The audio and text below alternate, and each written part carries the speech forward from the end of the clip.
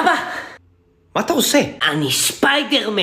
אתה מה? ספיידרמן. ארידור, ספיידרמן לא קיים. אבא שלך לא קיים. מה? ספיידרמן. טוב, למה אתה חושב שאתה ספיידרמן? כי נשך אותי עכביש. נשך אותך עכביש? כן, ובהתחלה חשבתי שזה סתם עכביש, אבל פתאום התחילו לי סחרחורות וכאב בטן והתחלתי להקיא והייתי ממש חלש. ארידור, אני חושב שהעכביש היה ארסי. נו באמת, אבא, מה אנחנו חיים בנתניה?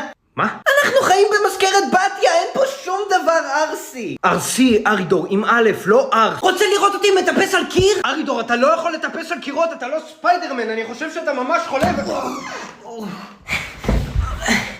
אוקיי, זה לא תמיד עובד, אבל תן לי לנסות עוד פעם. ארידור, אתה לא יכול לטפס על כמעט. אוקיי, אני לא יודע אם זה העכביש או אתה, אבל אני בכל זאת מתקשר לרופא. 5 דקות לאחר מכן. הבנתי, תודה, אני עכשיו אומר לו, ארידור, דיברתי עם הרופא.